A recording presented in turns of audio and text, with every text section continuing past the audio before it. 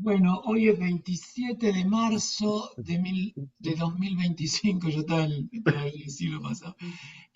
2025, Día Mundial del Teatro, así que Cierto, tenemos nuestra reunión en un día apropiado. cierto. A mí Ese- me mandaron un poema de García Lorca leído por el actor argentino, ese actor argentino muy propio de García Lorca, no recuerdo ahora el nombre. Bueno, bellísimo.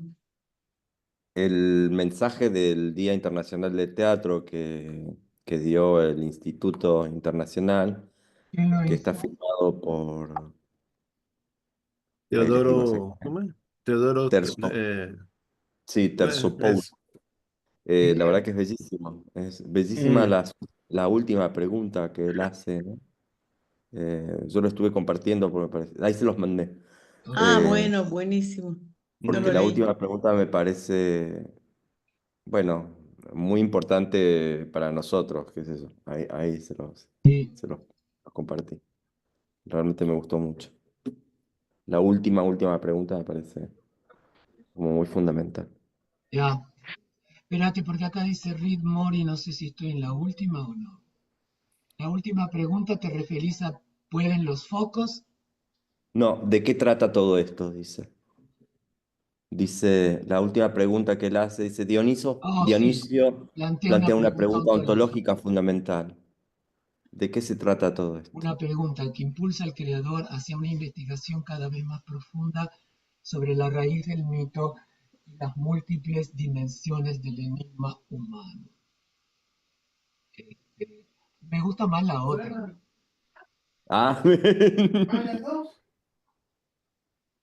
En la otra dice, ¿pueden los focos del teatro iluminar el trauma social y dejar de sí. arrojar luz engañosamente sobre sí mismo? Mm, Eh, y la anterior, ¿puede el teatro funcionar como un taller para la convivencia? Esa está Son preguntas buenísima. interesantes en relación. Hoy estuve leyendo dos notas, porque los diarios están ahora súper conmovidos con la serie Adolescencia. Sí, Parece como que destapó una caja de Pandora. Entonces se publican toda clase de textos, algunos bastante estúpidos, pero no sé, ustedes pudieron ver la serie porque realmente a mí me parece una obra maestra desde el punto de vista artístico, ¿no? Aparte de los contenidos sociales que maneja en la serie. y yo sí la sí, vi. sí, yo también y quedé muy impactado, muy, Yo muy impactado. también. Muy, muy. Mm, El Diciendo, trabajo del muchachito ese es impresionante. En el tercer episodio, con cámara permanente, mm, es terrible, ¿no? el de la Sí, psicóloga también. sí. sí. Eh, por eso creo que esta pregunta de si pueden los focos del teatro iluminar el trauma social. Mm, Eh, Sigue habiendo acá, a mi entender, un poco cierta eh, función instrumentalista del teatro, ¿no? O sea, mm, bueno, que el psicoanálisis puede iluminar, las terapias pueden iluminar, la sociología puede iluminar, bueno, el teatro también, o sea, hay como, a ver, ¿qué le podemos sacar útilmente al teatro, ¿no? ¿Qué rendimiento social, utilitario puede tener? Pero bueno, sí, el teatro se alimenta de los conflictos, siempre fue alimentado del conflicto, ¿no? De la tragedia griega. Entonces, en la serie me parece que aparece esto de una manera, digamos, la cámara es ahí el elemento más contundente, ¿no? O sea, seguimos la cámara, la mirada de la cámara que nos guía todo el tiempo, ¿no? Nuestros ojos son los ojos de la cámara. Eh, Eso no sé cómo interpretarlo mucho, ¿no? A mí lo que me llamó mucho la atención de la serie toda es su estructura trágica, ¿no? Oiga, En el sentido, en doble sentido, digamos, el planteamiento moral que hace la serie, o desde mi perspectiva por lo menos, que uno hace, también tiene que ver con que yo soy padre y tengo hijos, bueno, que han pasado la adolescencia, pero que han vivido la adolescencia en un contexto parecido a este. Eh, Hace que uno se identifique, al menos yo, ¿no? Y cuando digo uno, digo yo, fuertemente con la mirada del padre.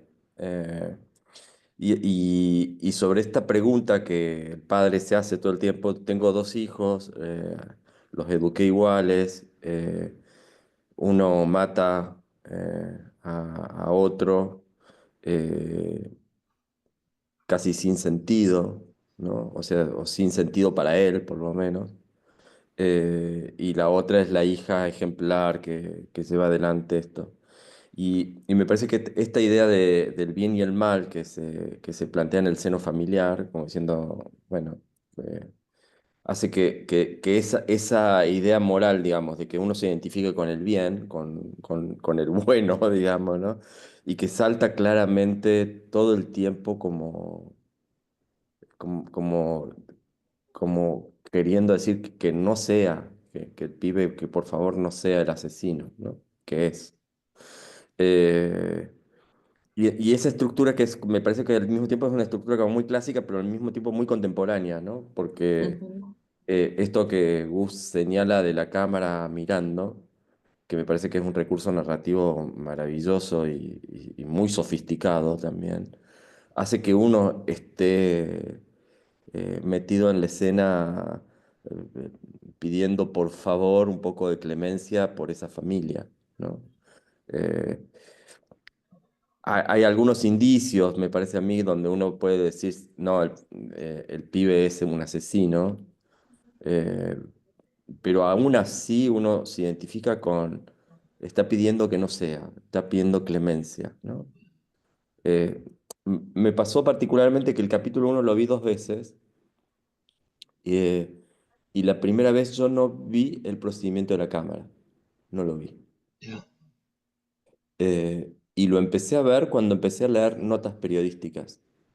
Y entonces dije, qué loco que yo no haya visto esto. Yo que he estudiado cine, que estudio teatro, eh, qué loco que yo no haya visto eso. No, el manejo de la cámara fue lo primero que percibí, porque me Claro, mareaba en el primer episodio cuando claro. sigue a los policías por los laberintos del Mm, edificio. Es sí, algo, de la yo escuela. digo, ay, por Dios, ¿qué pasa? ¿Por qué no hacen un corte y van directo a donde tienen que ir? ¿Por qué tengo que aguantarme a este tipo caminando por todos los pasillos hasta llegar a donde tienen que llegar? Pero en un momento me di cuenta que ese iba a ser el elemento formal de la serie, que después se confirma en los episodios que siguen, ¿no? Mm. En Sí, pero a mí me relación a parecía la eso, cámara. que tuve que verlo dos veces. Y cuando la vi por segunda vez, que lo vi a partir de los comentarios periodísticos, porque dije, no puede ser que yo no lo haya visto, empecé a ver el procedimiento como muy claro, ya evidente, y también empecé a ver datos que me hacían decir, el pibe es culpable. O sea, en el capítulo uno, que no lo había visto. No lo había visto, me había identificado profundamente, no, se equivocaron, no, tomaron el cuerpo de otro, no hay un error, quería que no fuese, esta cosa bien de la tragedia, ¿no? Quería que no fuese, quería que no fuera él, que estuviera equivocado. Y me sorprendí a mí mismo de mi autoengaño, en los dos autoengaños, en el procedimiento y en la cosa moral, digamos. Yo decía, qué bien hecho que está, qué hijos de puta, cómo me metieron. Yo que no soy un espectador ingenuo, ¿eh? Soy un espectador súper profesional. Entré como por un tubo y nada, me sentí Bueno, identificado todo el tiempo, todo el tiempo. de Sí, pronto es siempre un goce, ¿no? Ser por sí, un momento un espectador este, sí. no, Sí. no formado, ¿no? Mm. Este, en la idea, en lo que te pasó a vos seguramente le pasó al 90% de los espectadores no profesionales, ¿no? claro. A mí Entonces, lo que me impresionó más allá de, de las cuestiones formales, era el algo de percepción que tenía con respecto a la cultura nueva esta que estamos viviendo, Mm, que aparece allí confirmada, me aparece confirmada, digamos, todos los peores presupuestos que podría tener del cambio cultural están allí. retomando lo que dijo Cipriano de la estructura trágica, yo lo relacioné con la cámara porque lo que yo veo en la serie, así en términos muy generales, es el desbordamiento de la función paterna y de la familia Ujú. por el descalabro total, global de la sociedad. O sea, no hay forma de no ser avasallado por No, más, eh, por más elementos que se tomen para precaverse. Y entonces la cámara me pareció en algunos momentos que me impedía otra mirada. O sea, la cámara es una mirada que no se tendría que volver a ver la serie para ver a quién adjudicársela esa mirada. Es bastante paranoica y, y que creo que por eso mismo tiene que ver con el tema de la agresión y de la agresividad. Eh, la agresividad como elemento constitutivo del yo narcisista, pero retomando la idea de lo trágico, creo que al final eh, llegamos al punto en el capítulo final de entender eh, que antes de iniciado el episodio 1 está esa figura del padre, del padre, o sea, del abuelo del niño, golpeador, abusivo, que va a marcar a todos sus ancestros. Entonces, cuando el padre al final dice mi papá me pegaba y todo eso, y luego el padre confirma la imposibilidad de, ¿cómo podría decir?, de manejar la violencia de lo que Lacan llama la intención agresiva, o sea, la agresividad, y pasa al acto, a la agresión, en esta especie de ferretería donde termina rompiendo todo, tirando todo, la claro, bicicleta. Está bien, entonces llega un momento en que él termina cediendo a la violencia superyoica ancestral, ¿no? Entonces, ahí veo lo trágico, ¿no? Ahí veo lo trágico. Y por lo tanto, tiene que pagar, tiene que estar sacrificado o tiene que estar castigado, porque la estructura trágica, una vez que en la causa se desencadenó, entonces en esa generación hoy en la nota de página 12, una psicóloga atribuye el cambio de paradigma, digamos, sobre la función paterna a la generación del mayo del 68, donde cae la noción de autoridad. Y yo pensé en un libro que leí varias veces de Judith McConnell, una mujer que es profesora, no sé si seguirá siendo, acá en la Universidad de California en Los Ángeles. Siempre quise intentar contactarla, tomar un café, no sé, pero nunca lo hice. En su libro que se llama El régimen del hermano, y que ella postula que con la Revolución Francesa, al cortarle la cabeza al rey, se produce la res pública en el cual todos quedamos huérfanos y todos somos hermanos, o sea, desaparición de la figura del Padre, de Dios, etc. Pero que hay un hermano que se postula como representante sustituto de la función paterna, pero para peor, o sea, para peor que el rey.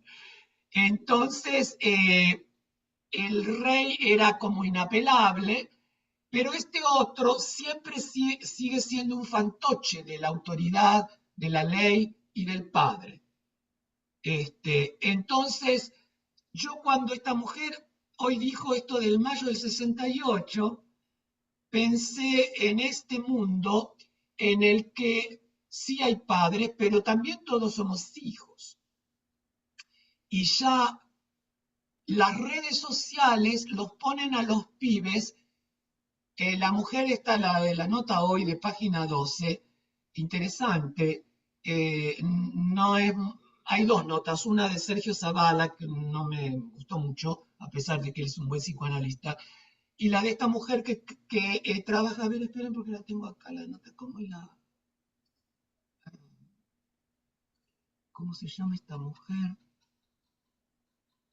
Esta se llama Claudia Messing, psicóloga, presidente de la Sociedad Argentina de Terapia Familiar y autora de un libro que se llama Terapia Vincular Familiar, un nuevo abordaje de las sintomatologías actuales.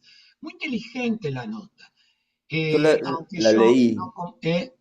yo la leí y me resuena por todos lados ya, y me resuena en cosas personales también porque eh, me encantaría que también asociar esto a la idea de director teatral, a la idea de claro, creación colectiva, a la idea de autor, porque yo soy hijo justamente de esa generación. claro.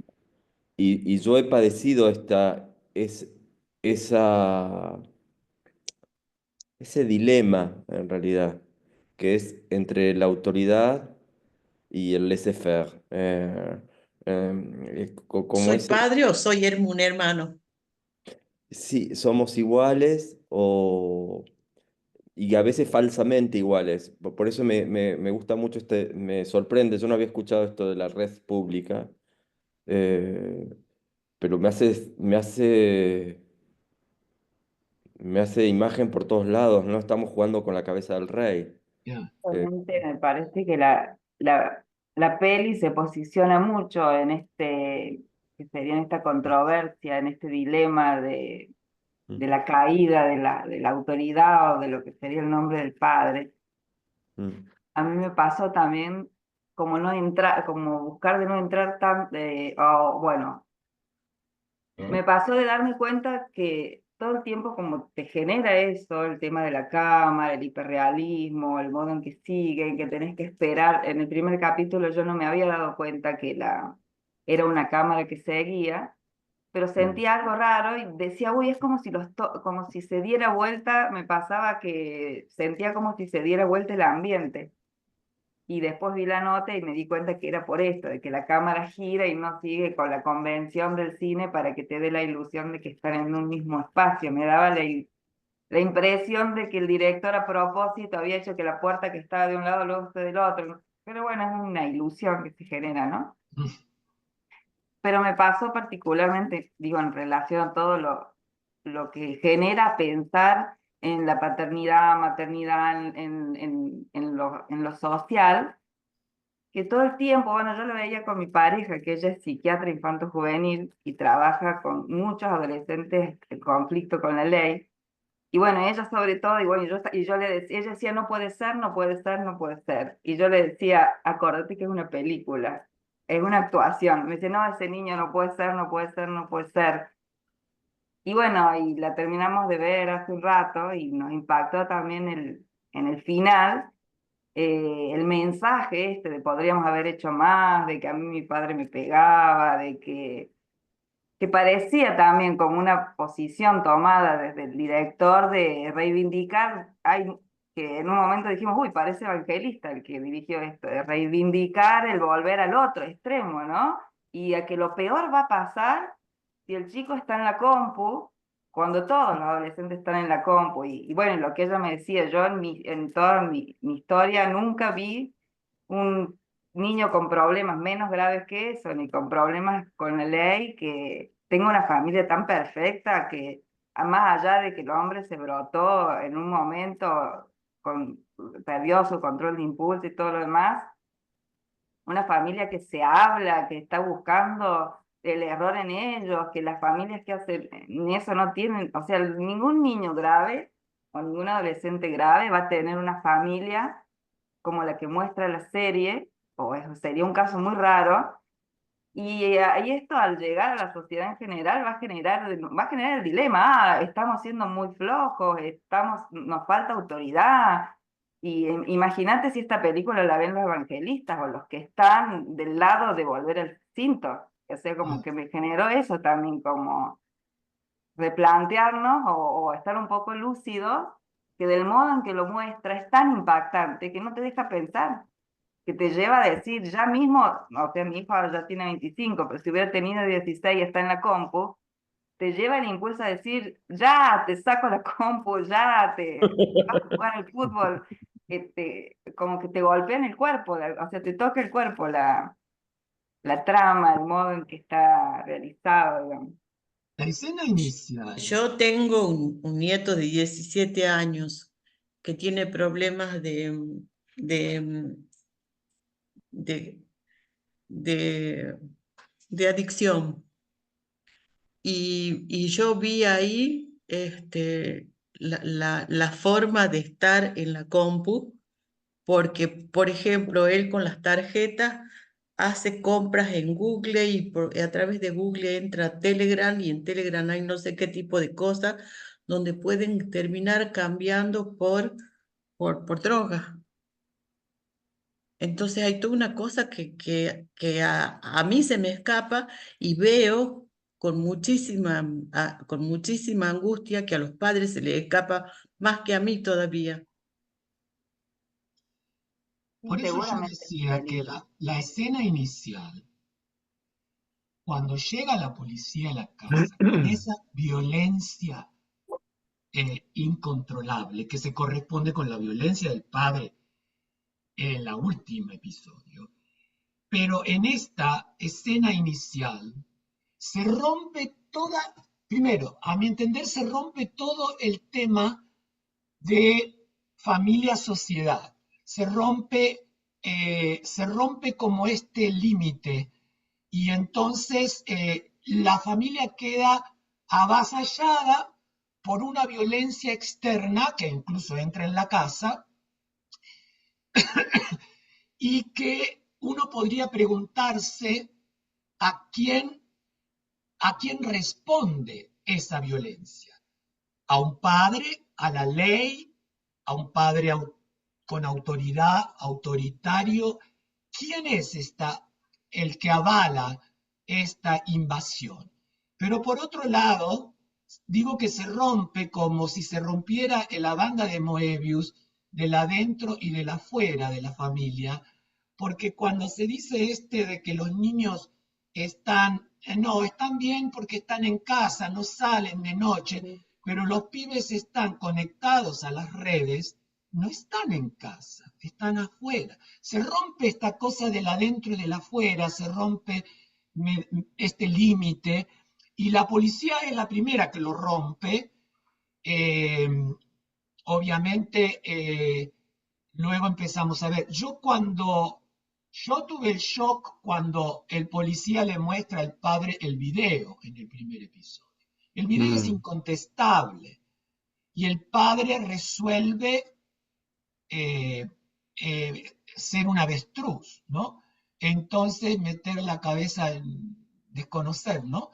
Y le dice, y entonces intenta rearmar el lazo con el hijo y le dice, dime la verdad, lo hiciste. El chico dice, yo no lo hice. Y él dice, yo te creo. Ahora, volviendo a lo que Sandra planteó, yo les digo, si el niño hubiera sido un negrito pobre,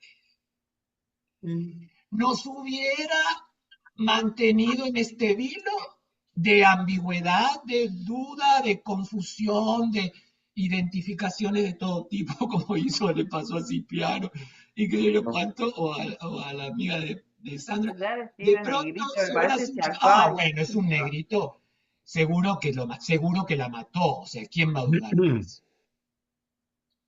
Pero Pero me pusieron parece a que un por niño la súper actuación blanquito, es el más no, blanquito de toda la serie.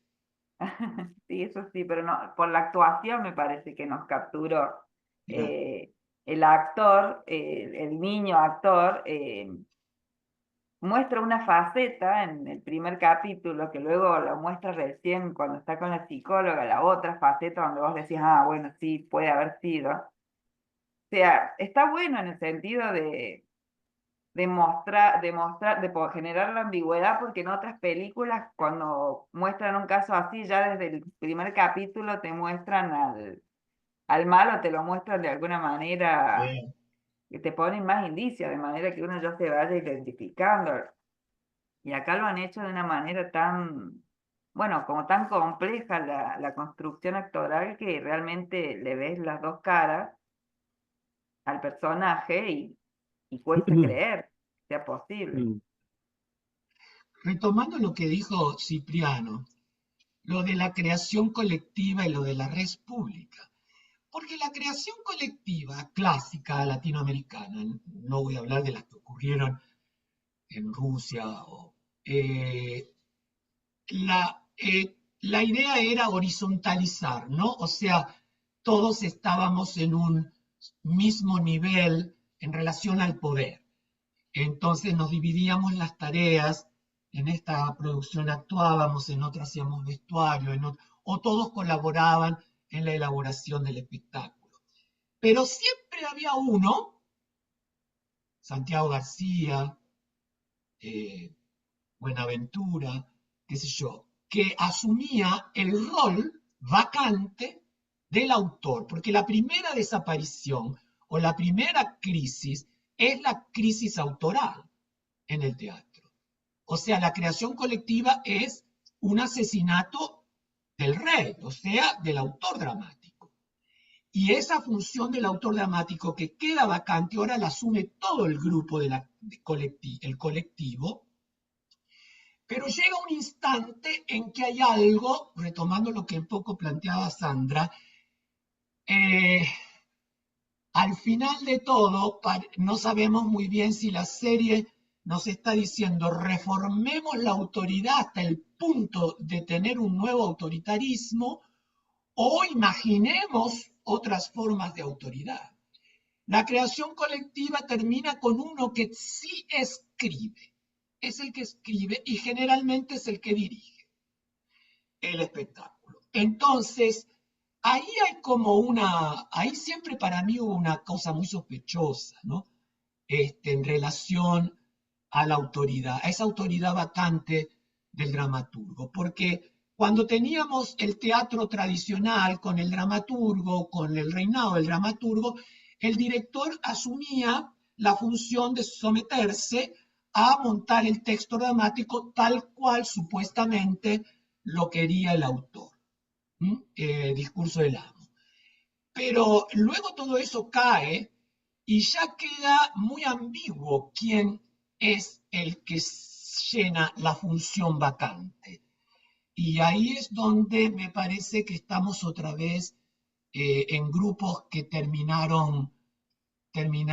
bueno, los grupos se fueron digregando a lo largo de los años, desde los 60, 70, y ya hoy no se puede hablar de creación colectiva, me parece, en el sentido en que fue en el 60 y en el 70.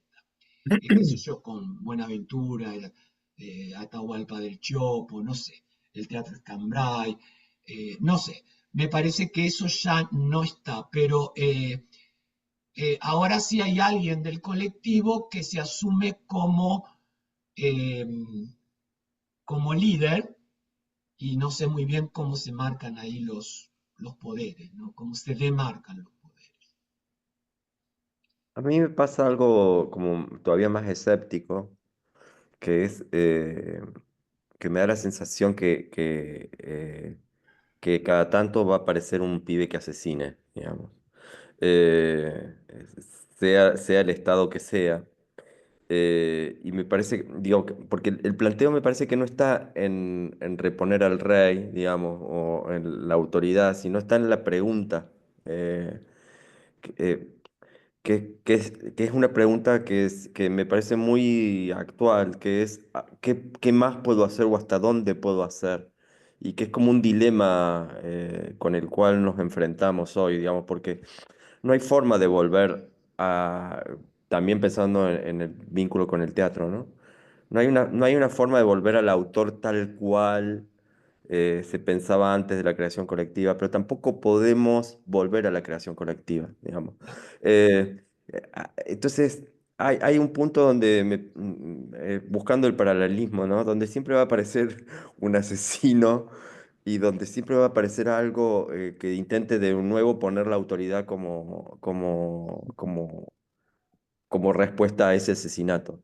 Eh, y hay un gran dilema ahí, hay un gran dilema, es como inevitable, por eso me parece, y como es inevitable las tecnologías, como es inevitable que los adolescentes estén vinculados con los teléfonos, como es inevitable el individualismo.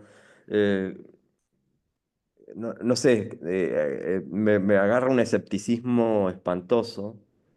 eh, que la serie me lo puso, ¿eh? Por eso me pareció una tragedia, porque ponía en una situación de escepticismo y de vulnerabilidad. En la historia del teatro moderno, en la historia de la res pública, desde la Revolución Francesa en adelante, nosotros podemos nombrar asesinos del teatro, esos Sí, claro. asesinos que vos decís que aparecen. Sí. Podemos nombrar a Ortó, podemos Ujú, nombrar a Grotowski, ¿no es ujú, cierto? Y de ahí, que son los que se instauraron frente a la ruptura, a la vacancia de la caída del autor. No sé, por ahí a Cantor podemos ponerlo también. Entonces, y que empiezan a vislumbrar otro tipo de dinámicas, aparece la performance. ¿Te acuerdan en Cantor que aparece todas estas búsquedas a través de las artes plásticas en su diálogo? Sí, Grotowski a través de la conversación con ciertas técnicas de grupos más míticos, si ustedes quieren, el tema de lo ritual.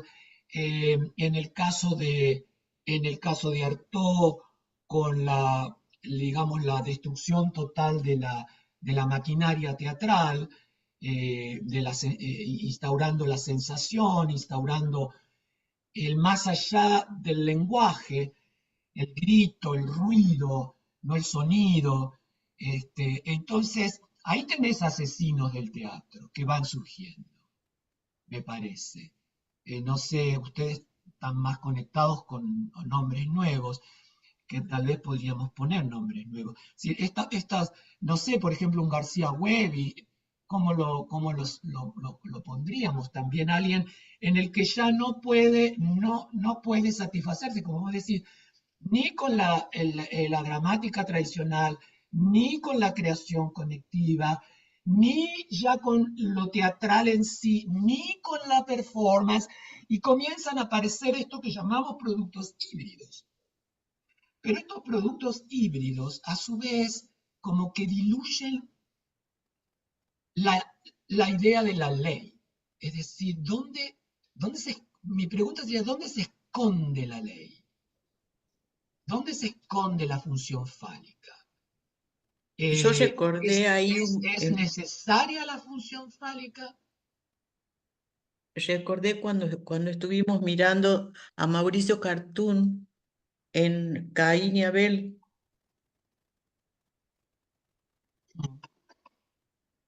En terrenal. en Teherán, ¿En qué sentido? en que se estaba jugando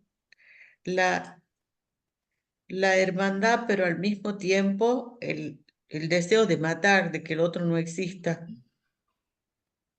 Es al que en un mismo tiempo. régimen del hermano, como lo plantea Lacan, yo estuve releyendo, pero no terminé ese ensayo un poco antiguo ya, todavía Lacan está enganchado con Hegel, está enganchado con la fenomenología y todo eso.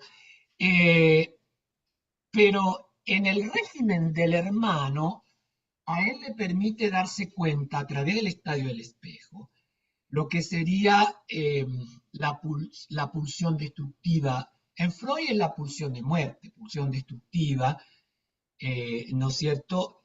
en donde Eros tendría la posibilidad de mantener la cohesión social lo más pacificada posible. Pero ya a partir de la Segunda Guerra Mundial, la Primera y la Segunda Guerra Mundial, Einstein y Freud se dan cuenta de que hay una preeminencia de la pulsión de muerte, y ahí Freud comienza a plantearse si esta pulsión de muerte no es estructural, y sí es estructural.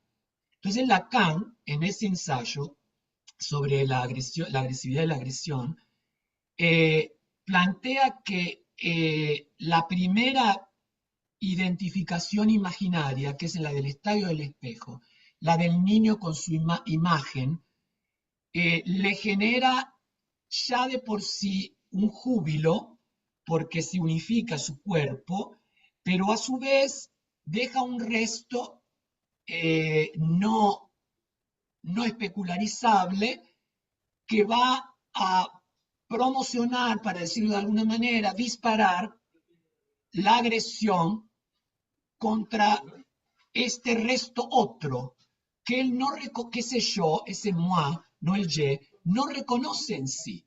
Entonces ese resto otro aparece en el semejante. Entonces yo quiero destruir al semejante porque quiero destruir esa otredad mía que no puedo reconocer en mí.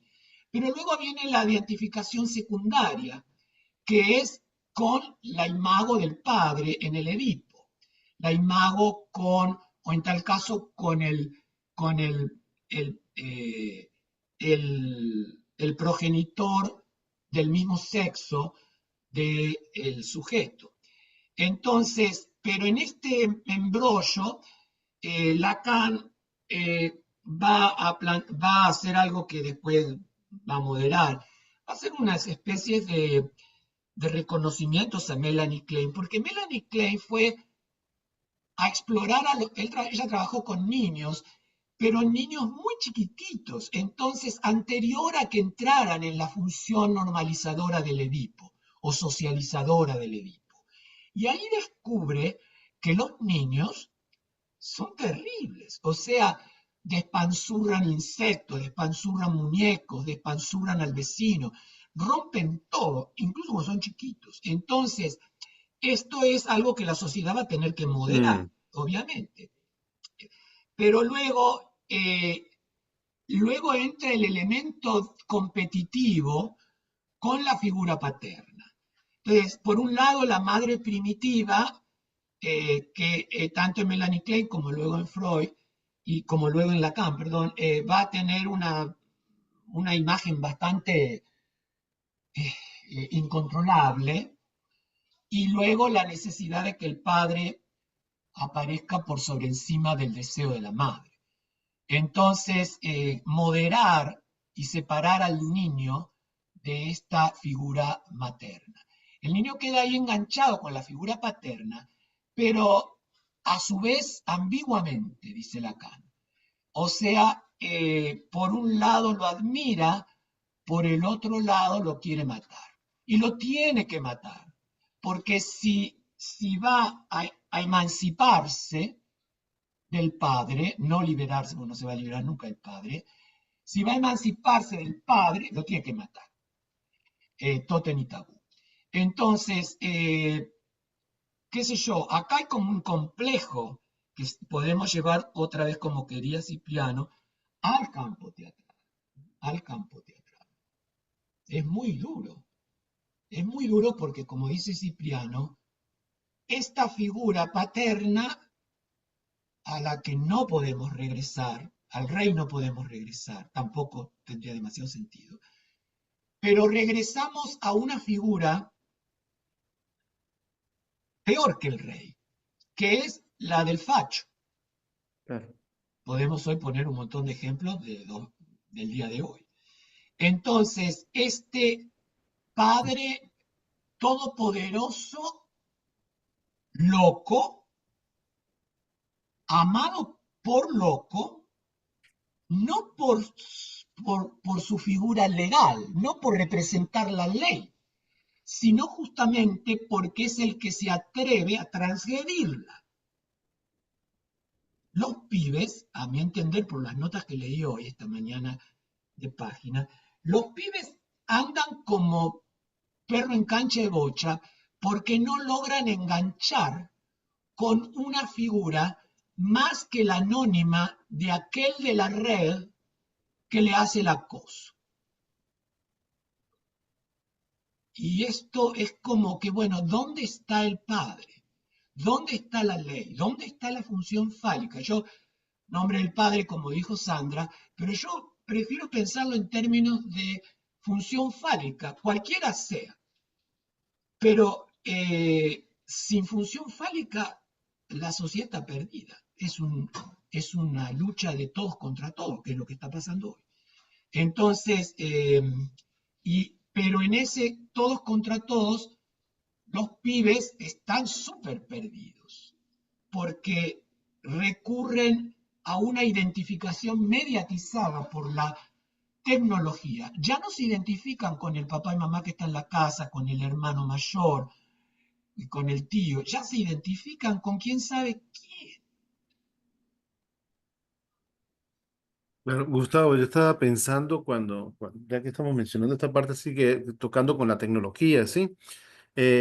Cuando estaba viendo la serie y también estaba revisando otros materiales, me acordé mucho del texto tuyo sobre la presencialidad y la proximidad en el sentido de que, es decir, la serie nos está poniendo también una cuestión que nos está cuestionando las nuevas formas de comunicación y de interacción, ¿no?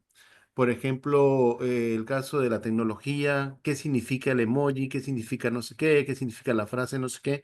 Incluso ese artículo que tú mandaste de La Nación ayer fue así, donde dice lo de ¿cómo es? Andrópolis, unos términos Oh, que sí, se yo utilizan. lo voy a abrir porque no. Sí, manocracia, androcracia, No, sí, entonces yo digo, Manósfera. bueno, ese, manósfera y andrósfera.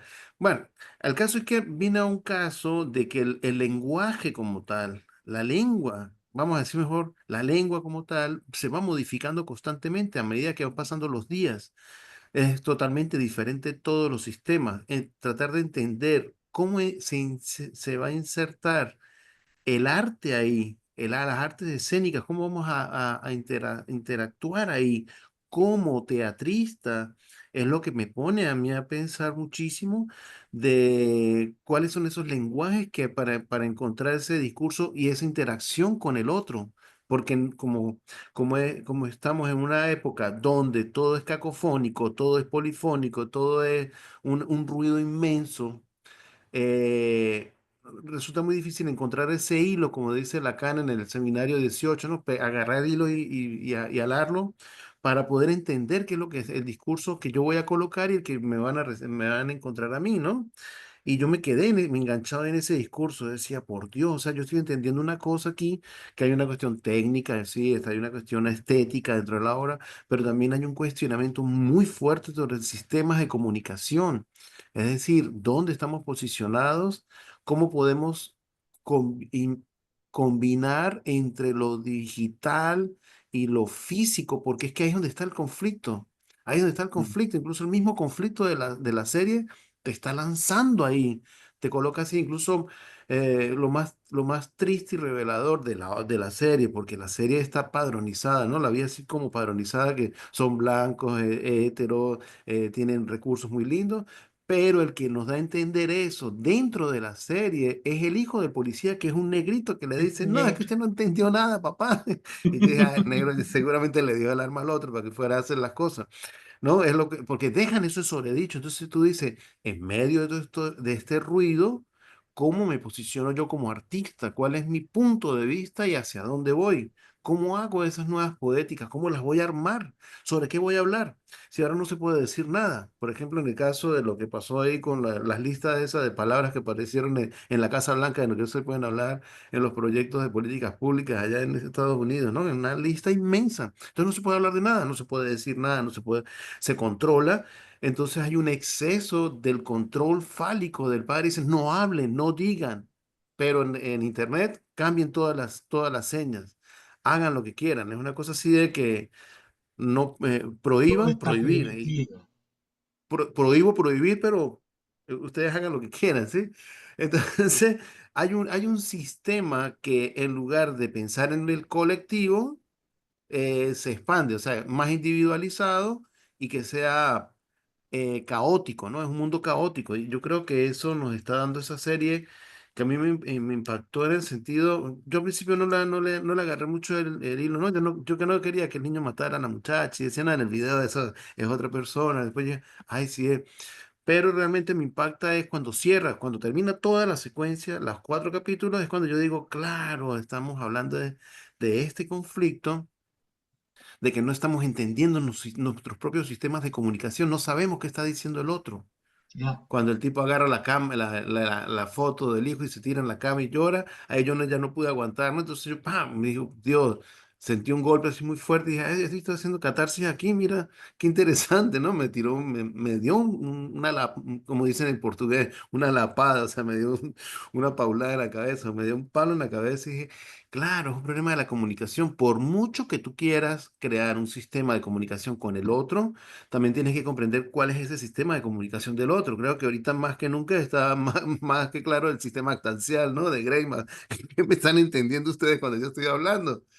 ¿O qué estoy tratando de entender de ustedes cuando ustedes me hablan? Entonces, por Dios, yo dije, no, este texto lo voy a escribir y dije, voy a regresar otra vez el texto de Gustavo sobre la presencialidad y la proximidad porque puede ser el punto de partida de un nuevo, como una nueva forma de concepción de entender el arte, no solamente el teatro, sino el arte como tal, ¿no? Es decir, ¿qué estamos contando? ¿Qué estamos revisando? ¿Y cómo nos estamos adaptando a estas formas de comunicación? Porque el problema es la lengua que está aquí corriendo en este instante, ¿no? ya. Cuando el chico traduce los emojis para el No, padre, no. o sea, Ahí yo quedé en shock. es un negrito, fíjate vos, es un negrito que le da las claves de cómo leer estos nuevos sistemas de comunicación. No es el policía, es un sistema de comunicación que supera, ¿no es cierto?, completamente la, lo que llamaría Foucault los sistemas, ¿no es cierto?, de control. Entonces, no hay un diccionario, Los no puede ir evade. a una academia para que le diga qué significan los mensajitos estos con los emojis y todo eso. Entonces tiene que recurrir a estos otros.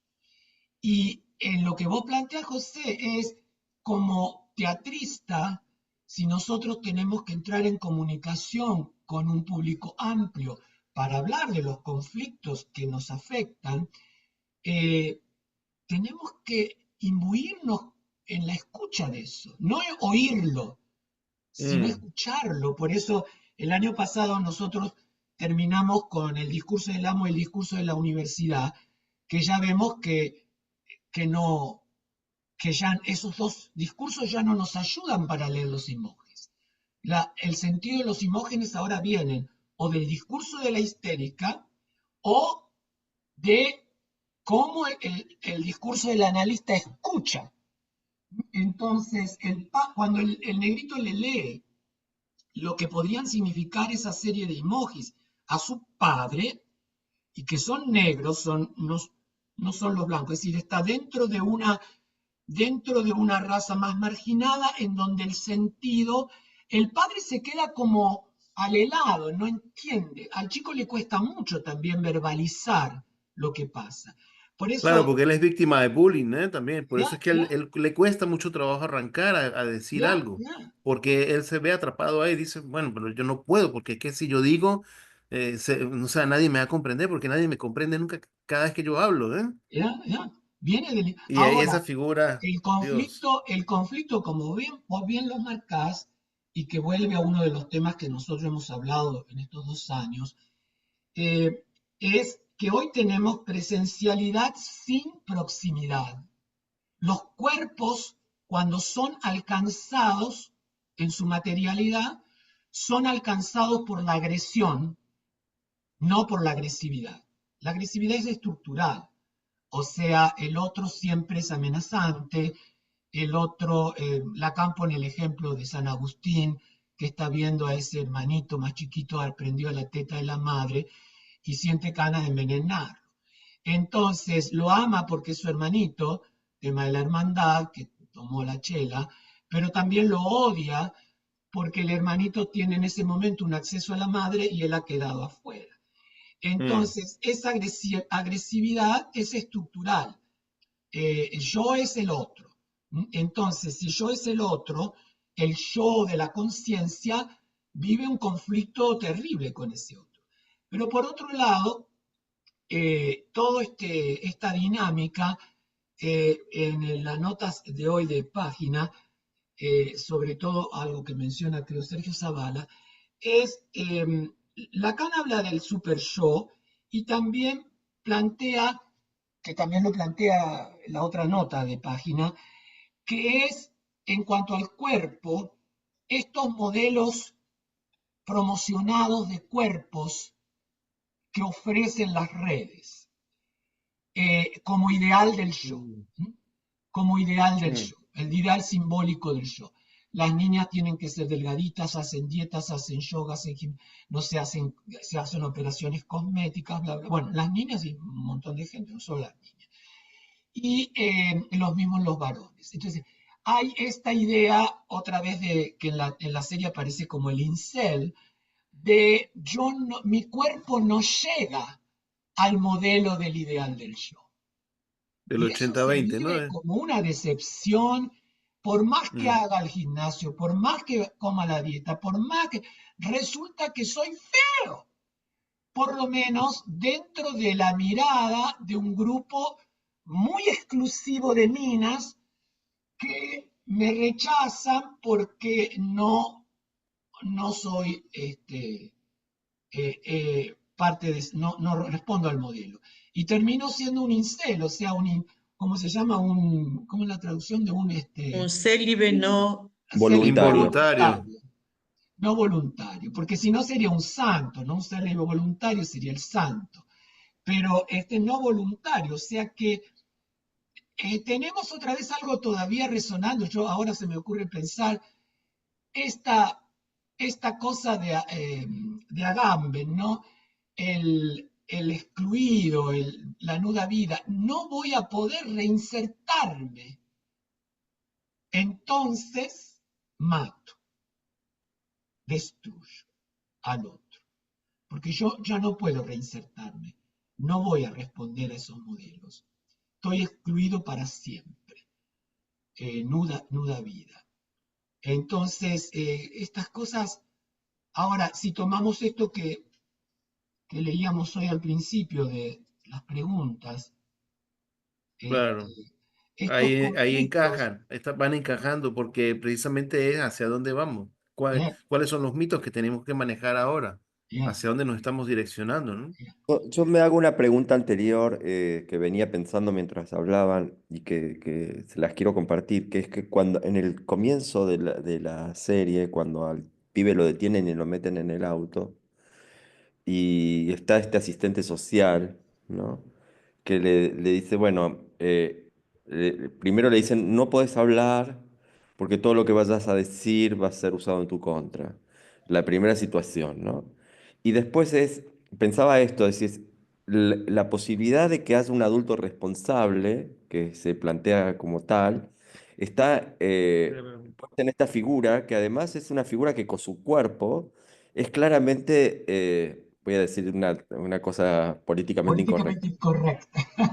deforme, que Bien, es deforme, digamos, es el feo. deforme es como, es algo que no está dentro del canon, digamos, no está dentro del canon, parece amanerado, tiene el cuerpo alto, es petizo, digamos, es alguien extraño dentro del mundo de la representación. El otro que es la representación del poder es el policía que acaba de derribar la casa, y el único que queda es el padre, y la madre pregunta, ¿por qué te eligió a vos y no a mí?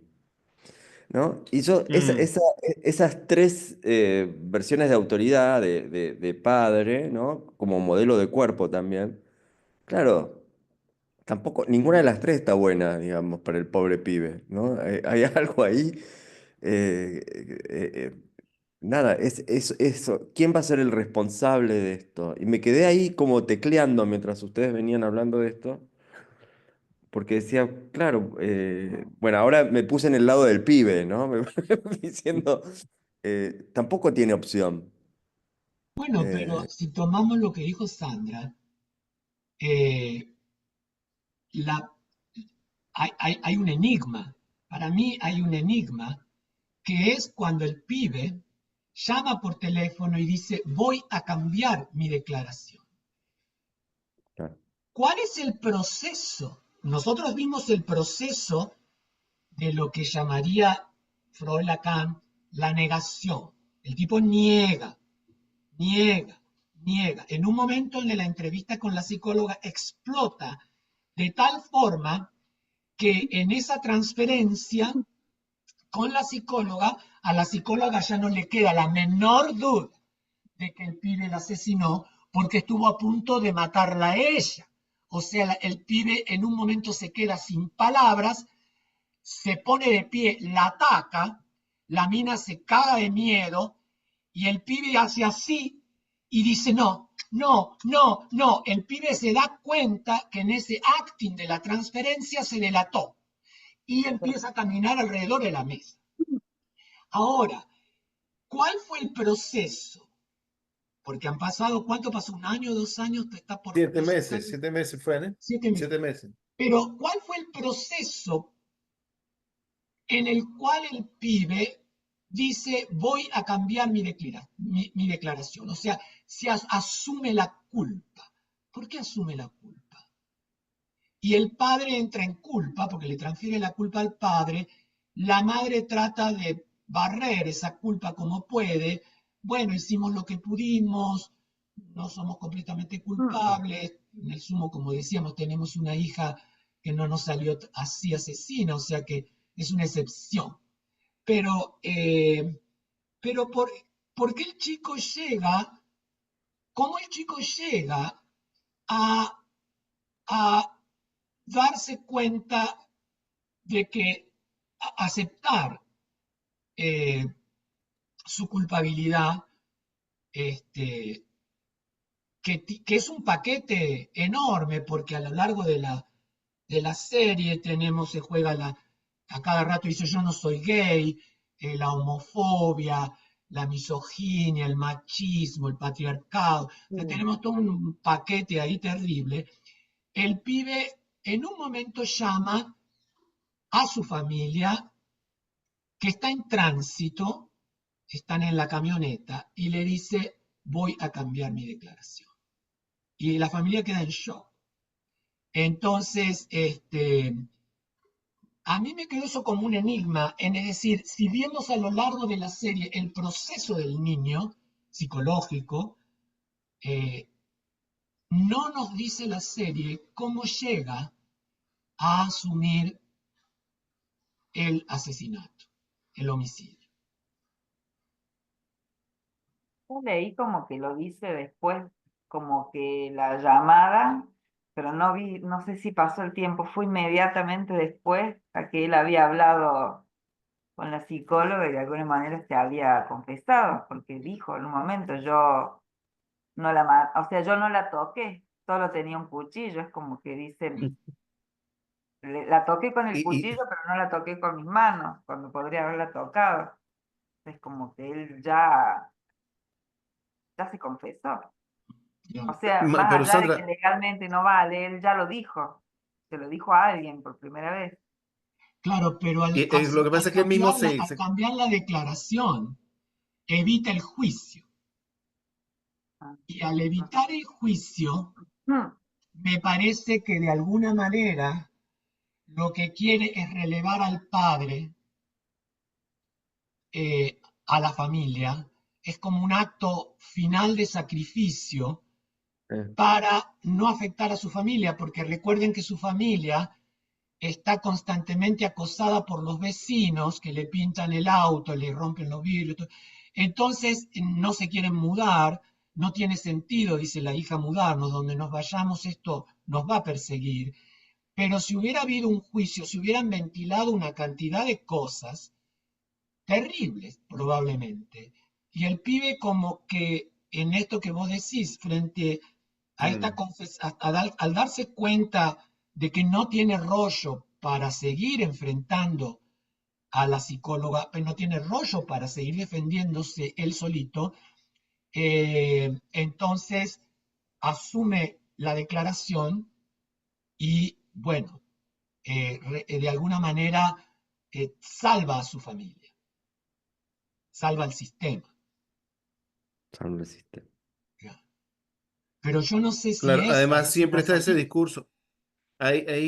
Yo quería sobre lo que dice Sandra, ¿no? Porque, por ejemplo, él dice no la toqué, pero ahí hay una cosa que es el reconocimiento, es como la caída, el velo cae, porque él Mm, dice al principio, Sandra, él sale diciendo, yo no hice nada malo, yo no hice nada malo. ¿Usted estuvo allá? Sí, pero yo no hice nada malo. Y después en el siguiente capítulo dice, yo no la toqué. Entonces tú dices, claro, aquí hay un problema que está colocando un problema de identificación de lo que él está observando, porque él dice, no hice nada malo, o sea, me estoy vengándome y hice una cosa que tenía que hacer, porque fue un momento de rabia, no sé, estaba, ¿cómo se llama? Bloqueado. Y creo que es eso, él sufre esa transformación y no había pensado en eso, Gustavo, de que él salva a la familia colocándose en la posición del padre cuando asume la responsabilidad Ya, y libera todo eso, claro. Yo creo que ahí es el momento donde dramatúrgicamente tú dices, puta, caí en esta trampa y ya no puedo regresar, o sea, ¿para qué lo vi? Porque sientes así que te da un golpe, o sea, te da un golpe, ¿no? Porque te quedas sin el piso. Y tú dices, ¿y ahora? Yo iba en el tipo con el tipo en el carro, dice, ¿y ahora qué van a hacer? Y no sabía qué hacer. Yo decía, claro, ¿qué hacer en se ese produce caso? un silencio ahí terrible, nadie Y habla. el tipo sube la escalera y se pone a llorar en el cuarto. Y yo, claro, claro, claro, crea un hueco así gigantesco, el vacío de la autoridad. Es decir, me lo quito de encima y ahora asume el otro, ¿no? Es eso, ¿no?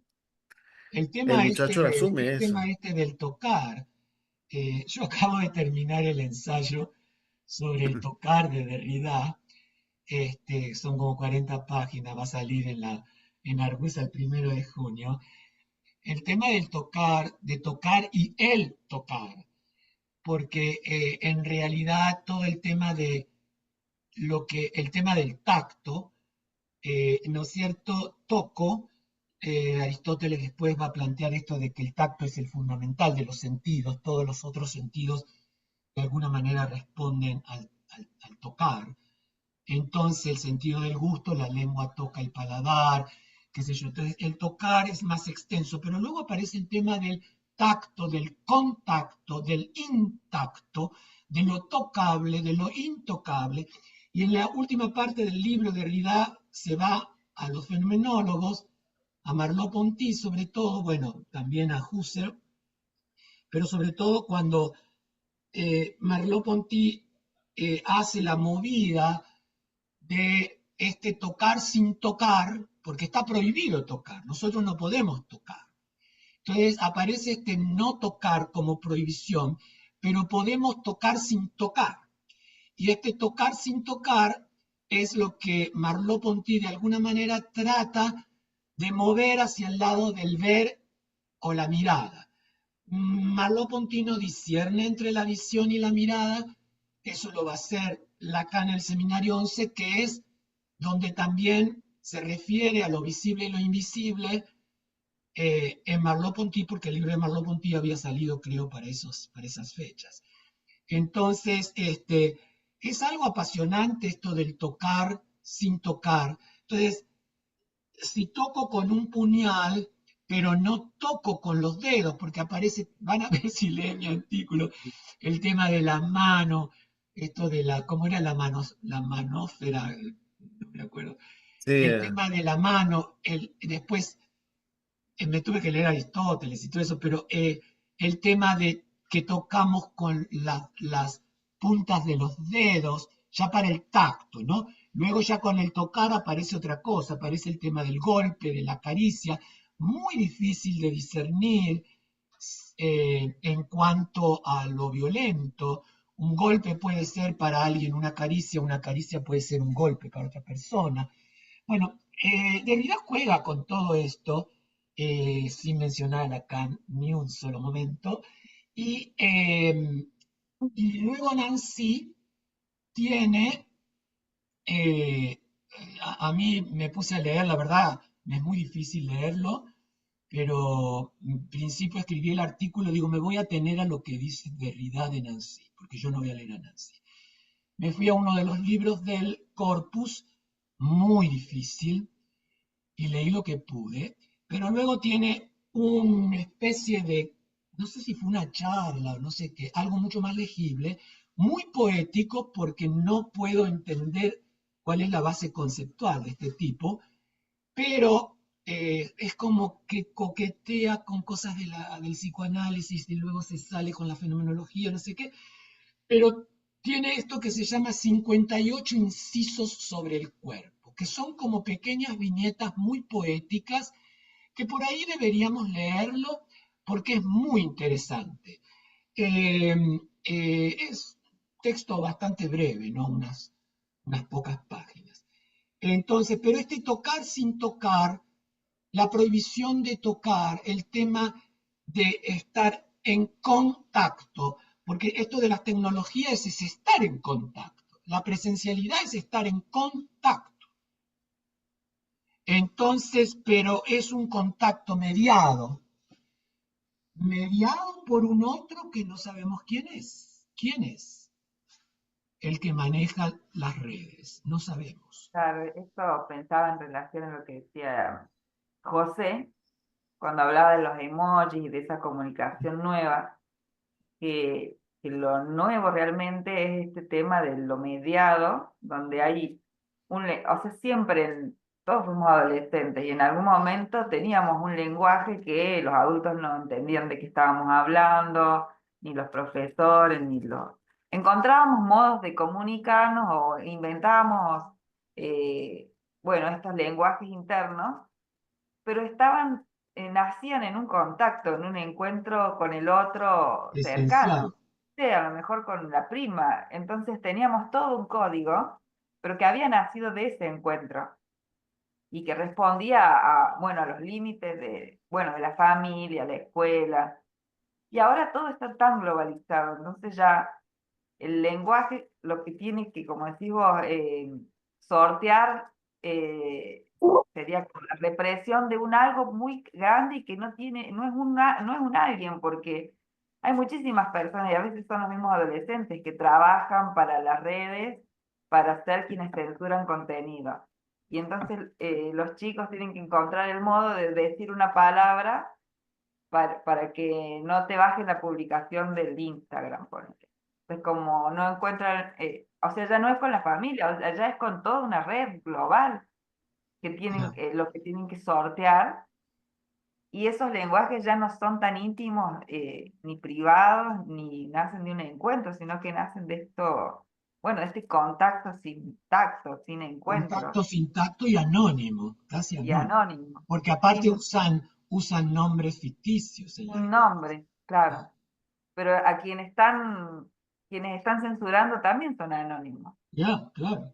No es un alguien, no es Facebook, no es Instagram, bueno, no sé. Ya. Porque lo que vos decís, cuando nosotros en esos espacios en los que creábamos estas jergas alternativas de jóvenes, ¿no es cierto? También teníamos momentos y espacios especiales y clandestinos. No lo Claro. hacíamos sentado en el almuerzo con la familia.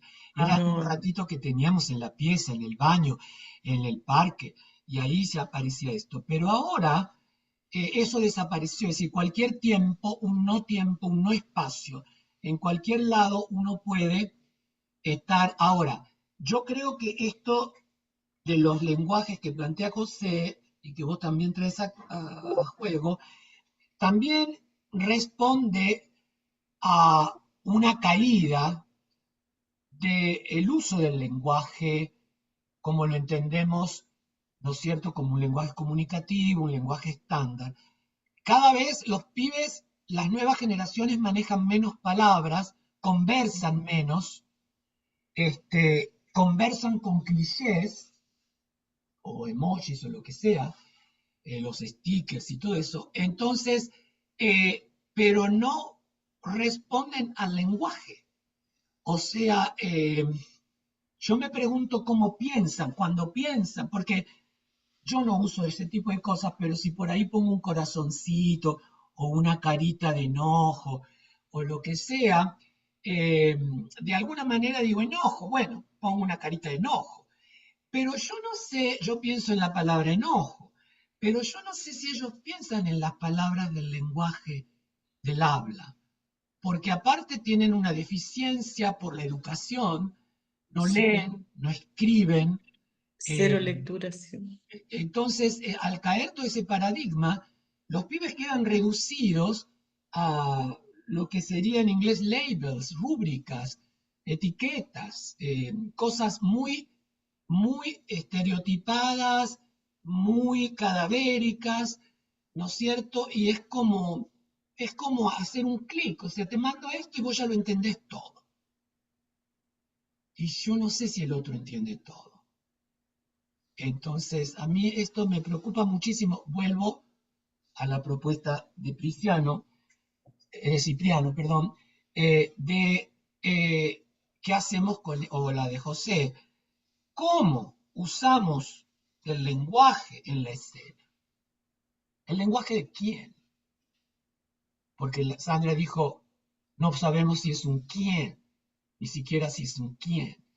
Entonces, ¿qué posibilidades tiene el teatro como arte que debería dar gala de un gran, genial uso performativo de los lenguajes frente a nuevas audiencias limitadas a 4 emojis de miedo?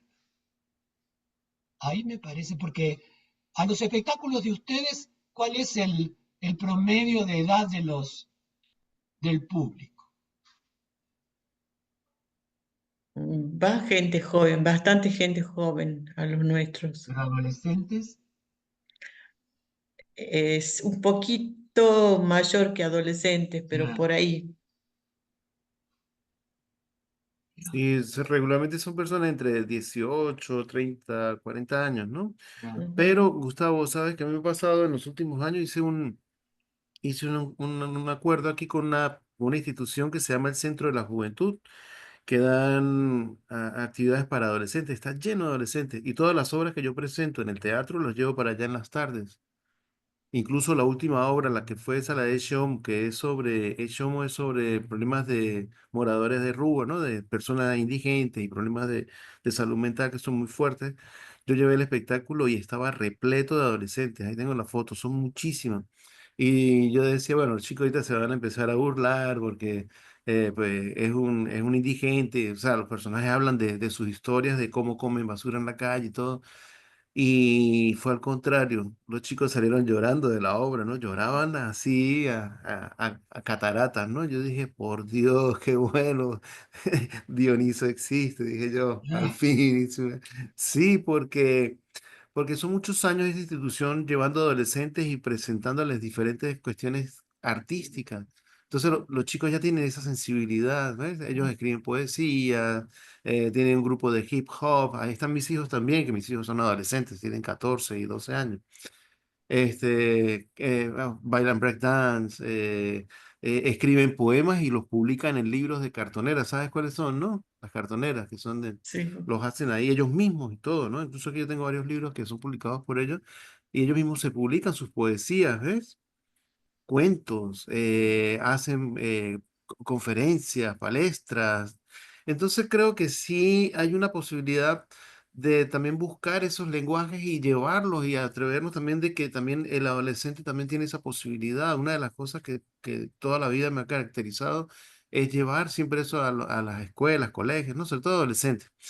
Y esa experiencia de ahorita, eso fue ahora cuando en enero que estuvimos en temporada, hubo un día que estuvimos libre y ese día fuimos a presentarnos allá de tarde, como a las 2 de la tarde, después del almuerzo de los chicos, presentamos la obra y fue fenomenal. Pero creo que volviendo al tema de esas tecnologías, sí hay que entrar en ese juego de entender cómo funcionan las dinámicas del lenguaje actualmente y cómo se actualizan cada instante, porque es a diario, es a diario. Sí, yo creo que aquí está más latente toda la teoría de Peirce y esa cuestión de que esto se mueve, la lengua está moviéndose, todos los códigos y los significantes cambian a cada instante. Y nosotros, infelizmente, claro, porque no podemos estar en todas partes, ¿no? Vamos quedando atrasados. Y yo, por ejemplo, me asusto cuando veo amigos míos teatristas que se formaron conmigo, que hacían teatro conmigo y que están haciendo un teatro de hace más de 30 años y lo siguen repitiendo. Y aquellas salas de teatro son vacías, ¿no?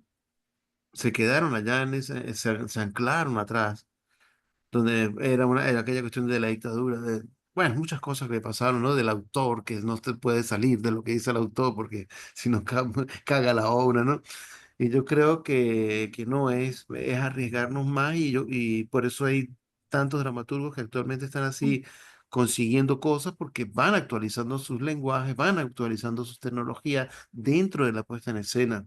Sí, yo tenía aquí una cuestión que quería decirles a ustedes precisamente es eso, actualización del teatro dentro del arte, es decir, actualización, no estoy hablando de que vamos a colocar un software, ¿no? Sino que es entender esas dinámicas de la lengua y entender cómo los festivales y todas las muestras de teatro, las escuelas de teatro, se están posicionando ante eso. Ahí es donde está el trabajo del actor, ¿no? Del creador, del director y dramaturgo, del artista como tal. Vamos a incentivar eso, vamos a meternos por aquí. Tenemos un grupo. Sí, tenemos un grupo de personas que las tenemos cautivas, entonces aprovechar ese hilo porque, por ejemplo, ahí me pasaron un proyecto de aquí que están haciendo una escuela de teatro y coloca así, interpretación dramática. José, ¿usted puede dar esa materia? Le dije, no. ¿Por qué? Porque ahí dice, Stanislavski. O sea, vamos a ver, vamos a actualizar esos programas, vamos a ver qué es lo que ustedes quieren hacer, pero no es una imposición así. Ahí me va a salir gente corriendo si yo salgo alguna cosa de esas, ¿no? Entonces también actualizar, revisar cómo son los sistemas de interpretación, cómo son los sistemas de creación, hacia dónde podemos ir. Bueno, es parte de esa dinámica, ¿no? Yo creo que, y aquí nosotros estamos discutiendo mucho eso, y yo creo que es acertado, porque es entenderlo, como nos montamos sobre la onda de Lacan, y ahí saltamos a otros espacios que nos ha permitido actualizarnos, ¿no? Incluso les voy a adelantar un spoiler así de lo que estoy haciendo. Estoy trabajando las poéticas de Antunes Filo y estoy escribiendo un texto que lo estoy ampliando y estoy revisando y entrevistando muchas personas. Vamos a ver, de aquí a poco se lo mando a Gustavo Exacto. para ver si lo publica. Dale, dale. Lo que yo verbalicé fue por ahí un prejuicio, porque eh, en lo que vos decís, el artista eh, de pronto pienso en cuando Beckett lleva esperando a Godot a la cárcel. Y todo el mundo dice, oh, que todos estos presos, todos estos criminales que van a entender de esperando a Godot. Y Beckett dijo, son los únicos que van a entender esperando a Godot. Yo recuerdo también la experiencia de cuando llevamos la obra de Nilo Cruz Lorca en un vestido verde al Festival de Nivaldo. La obra es muy compleja, en inglés.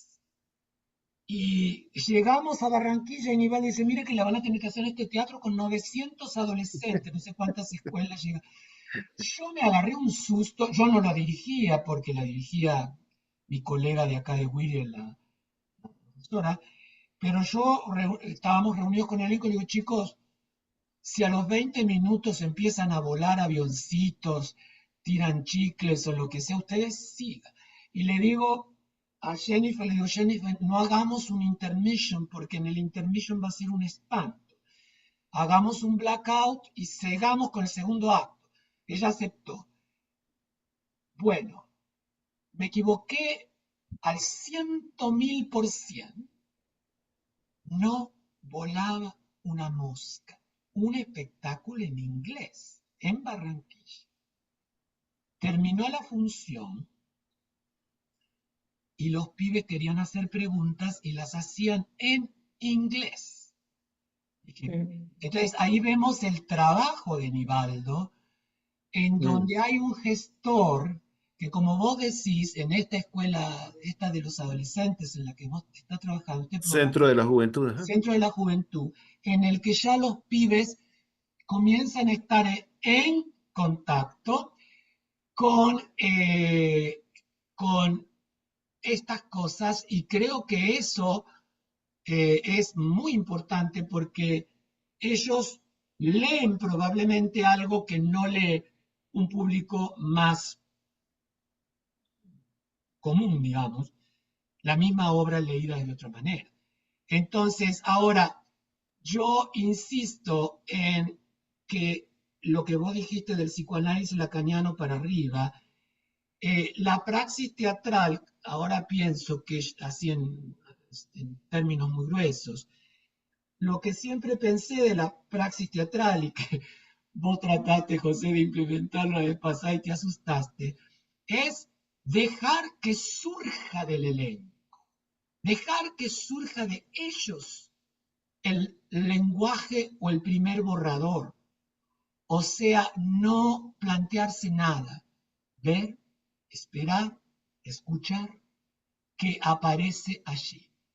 Entonces creo que eso nos asegura un enganche con lo real que podríamos no tener por nuestra posición de intelectuales más maduros, formados en otra generación, con muchísimas lecturas y todo eso. Entonces, de pronto, yo lo que hice, creo, todos estos años en Whittier fue dejar que los pibes propusieran lo que tenía que hacerse. Yo luego, obviamente, en función, cuando podía, analítica, iba armando el itinerario de lo que podía llegar a ser el espectáculo final. Y sí, en el sentido también de usar la vacante del autor, los chicos, todos los ensayos me enviaban por email el texto de las escenas improvisadas, escritas así nomás, sin mayúsculas, sin coma, sin signo de puntuación. Entonces yo recibía todo eso y lo guardaba en un archivo en la computadora. Y cuando llegaba la semana del Spring Break, de las vacaciones de primavera, digo, bueno, voy a organizar todo este material. Y sí, lo organizaba, pero lo organizaba no interviniendo en el sentido de lo que estaba allí, que a veces no sabía ni de qué trataba, sino interviniendo desde lo que me competía, no como analista obviamente, sino como teatrista, que no hubiera 3 escenas, porque yo les avisaba desde el principio que ellos iban a improvisar, pero nada aseguraba que el personaje que improvisaban iba a ser el que iban a hacer durante el espectáculo. Entonces yo me aseguraba de que no hubiera 3 escenas con un mismo estudiante seguido, sino que pudiera tener tiempo de salir, de ponerse un sombrero, ponerse un pañuelo, hacerse algún pequeño detalle de maquillaje. O sea, mantener una cierta estructura donde les permitiera a ellos no estar 3 escenas seguidas y cosas así, o cuando tenían también que usar utilería y todo eso. Entonces darles tiempo de ir a buscarla, de prepararla para ingresar a su escena. Y obviamente por ahí tenían que hacer un personaje o un actante mejor, porque casi no teníamos personajes, un actante que había inventado otro estudiante. Generalmente no les tocaba el mismo actante que ellos habían hecho en la improvisación.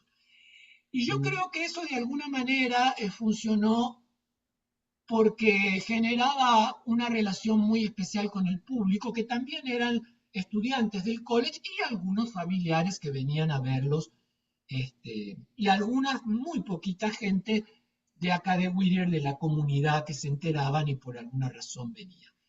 Entonces, creo que eso es una posibilidad metodológica, técnica, con la base teórica de Lacan, ¿no? Entonces, no intervenir en cuanto al sentido. Yo, ¿se acuerdan que ese estudiante que tenía que decir somos libres, era la frase final del espectáculo, y el rusito este decía somos libros, Y los estudiantes del elenco dicen, por favor, decirle que no diga eso. Y yo en los ensayos lo corregía, pero el tipo nunca... Y al final le dije, lo dejemos. Y ese fue una maravilla. Somos libros. Somos libros. Una vez que termina el espectáculo, somos libros. Ya estamos escritos. Entonces, me pareció genial. O sea, dejar esas cosas, ¿por qué no? Y a la gente se ríe, pero bueno, en la risa ya sabemos todo lo que puede ocurrir. Y en el chiste ni hablar.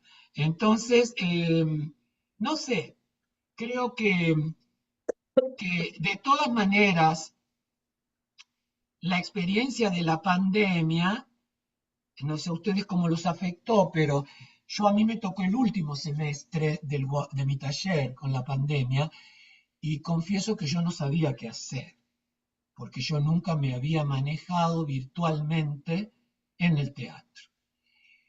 Y ahí entró mi terror y lo máximo que hice fue invitar a Verónica Pérez Luna, de la cual nosotros leímos su ensayo el año pasado, cuyo grupo había hecho una obra online que yo había visto y que me había quedado impactado. Digo, oh Dios mío, ¿qué es esto? Esto es una maravilla.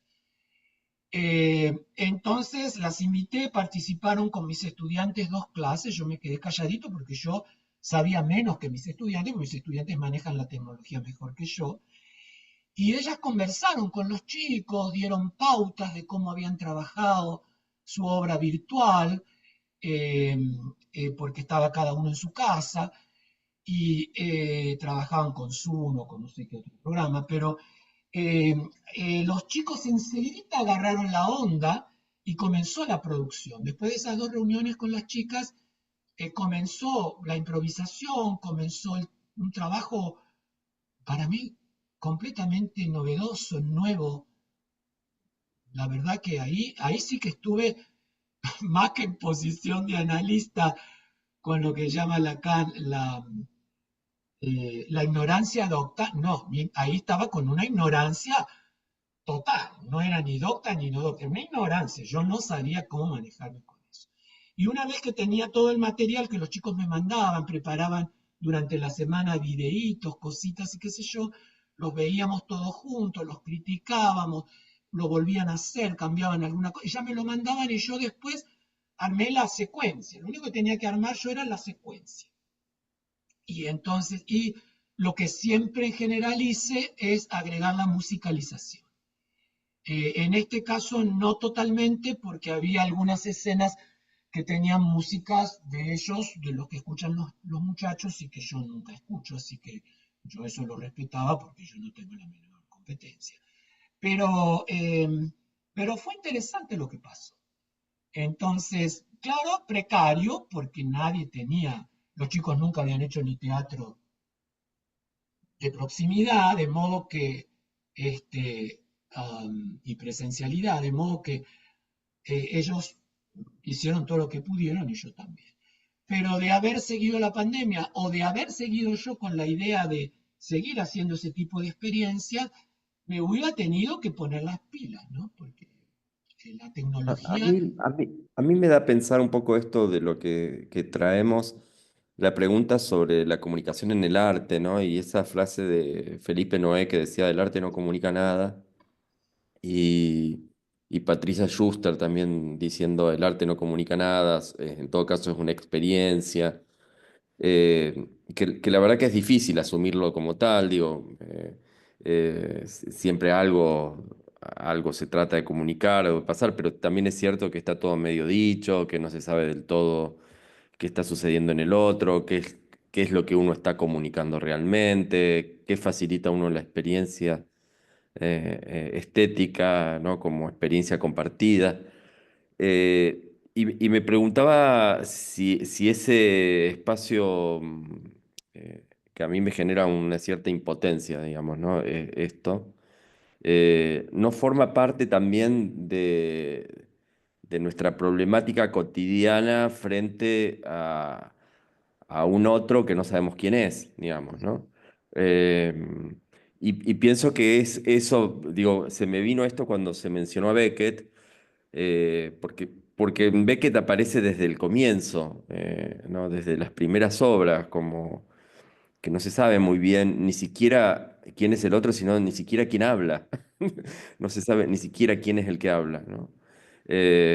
Y me parecía que era, volviendo sobre los prejuicios, que también me gusta pensar eso, que también estas nuevas formas de comunicación que nos dejan afuera, sobre todo a una generación, como dice la nota, ¿no? Yo soy generación X, claramente generación X, que nos deja fuera la generación X, que no alcanzamos a entender lo que esta generación plantea, si no es eh, como parte del estado de las cosas, digamos.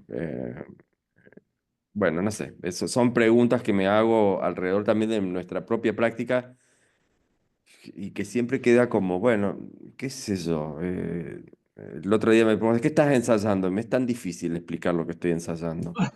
Eh, ¿no? Eh, me es re difícil, digo un par de cosas, pero me es re difícil explicar lo que estoy ensayando. Me es Bueno, la difícil explicar qué estoy comunicación, haciendo. para Lacan decía, la comunicación es un malentendido. O sea, cuando hablamos de comunicación, hablamos de un modelo donde un emisor envía un mensaje a un receptor que supone que lo decodifica y que entiende. Eso, el arte no forma parte de la comunicación. El arte, como vos decís, forma parte de una experiencia que está en relación a un otro, pero no a un otro al que no le pasamos ningún paquete de mensaje. No hay mensaje en el arte. En el arte hay transmisión a veces de sentido, pero como no podemos saber cómo el otro procesa el sentido, justamente Marta Jerez anunció esta semana el título de su seminario. Y el título de su seminario, no me acuerdo ahora cómo es, y yo enseguida me di cuenta porque a lo mejor es una, como le dije Marta, a lo mejor es una trivialidad, pero se me cayó la ficha ahora. Se llama Suplencias amorosas de la no relación sexual. Si aceptamos que el otro, la otredad del otro nos es intocable, nunca Mm, podemos, y nuestra otredad también es intocable para el otro, entonces, suplencias amorosas, o sea, amorosas en sentido del eros. Yo cuando leí eso digo, será en el sentido del eros. Pero entonces el sentido del eros, le digo, Marta, Lacan pone la no relación sexual como la contrapartida, el lugar negativo de los cuatro discursos. Porque los cuatro discursos hacen lazo social. O sea, son suplencias amorosas, sea el del amo, sea el de la universidad, el del analista o el del histérico, de la histérica. Ahora le digo, Marta, ahora se me cae la ficha. Todo lo que podamos decir desde los cuatro discursos, amparados por la función fálica, ¿no es cierto? Nunca llenan el agujero de la no relación sexual. O sea, yo nunca me ocupé, creo que lo dije muchas veces en estos 2 años, cuando los estudiantes decían, ¿qué queremos decir con esto? Ay, a mí te preocupa. A mí no me preocupa. ¿Por qué? Porque sé que si hay alguien que está elaborando algo, por más disparatado que sea, no puede no tener una relación con lo real y la realidad. Sobre todo mm, trabajando, como en mi caso, con estudiantes. Los chicos traen sus problemas, los chicos los verbalizan como puede, qué sé yo. Pero de todas maneras, digamos, aún así, yo no puedo saber cómo va a procesar el espectáculo cada uno de los espectadores desde su otredad y de su singularidad, porque tampoco él conoce su propia otredad. Entonces, es un tema que a mí, yo lo dejaría de lado, no creo que sea un tema de preocuparse.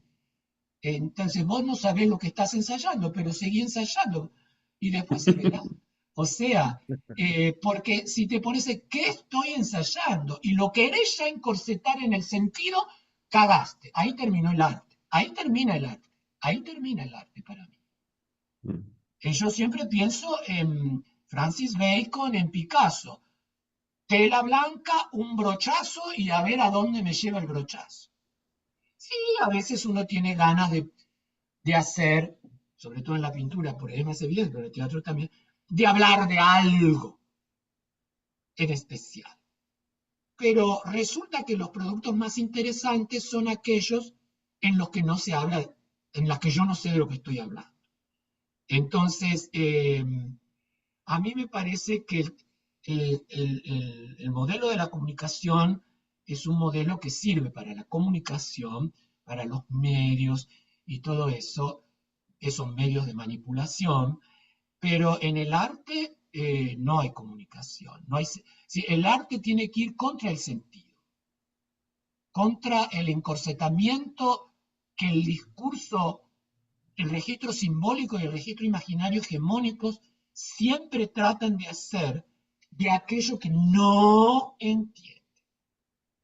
Y el arte tiene que, a mi entender, en mi posición estética, el arte tiene que insistir en lo que no se entiende, incluso para el hacedor, para el artista mismo. El artista mismo no tiene control total de lo que pasa. Y en ese sentido, si volvemos a la serie, ¿no es cierto? El artista, el discurso artístico desborda, Mm. desborda la casa, desborda la familia, desborda los discursos, La ¿no? ciudad, la La ciudad escuela. desborda, su función es desbordarlos, irse ahora, no irse tanto que uno se vaya a la mierda. Mm. Entonces volvemos a las fórmulas de la sexuación. El vuelito con el barrilete tiene que seguir atadito un palito desde el lado de la función fálica, porque el arte, por ser un discurso social, por ser lazo social, porque si no, no haríamos teatro. Hacemos teatro para el otro.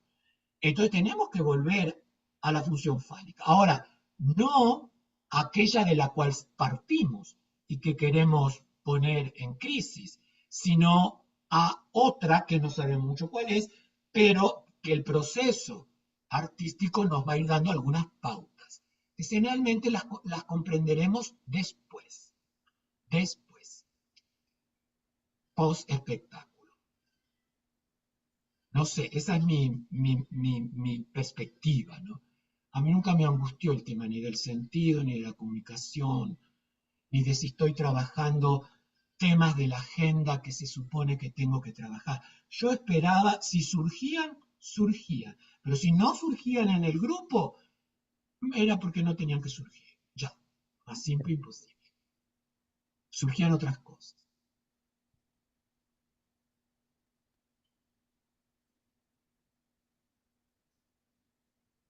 Estoy muy interesado en el seminario de la Marta este año. El de la Gaby, que lo anunció ayer, lo voy a tomar también porque el de Gabriela es sobre el masoquismo. Y uno de los puntos es el masoquismo femenino, que, que, que es muy controversial. Pero, hablando de este tipo de cosas y de Gabriela, ya le mandé los libros, los 2 volúmenes a Cacase, le Ah, llegarán buenísimo. en 15, 20 días. Le mandé el volumen 2 porque ya le había mandado el 1 a Gabriela. Gabriela aceptó presentar el volumen 2 cuando hagamos la presentación. Me comuniqué con Valenzuela, le mandé los 2 volúmenes a Mm. Valenzuela, le dije que cuando le lleguen él haga la presentación del volumen 1.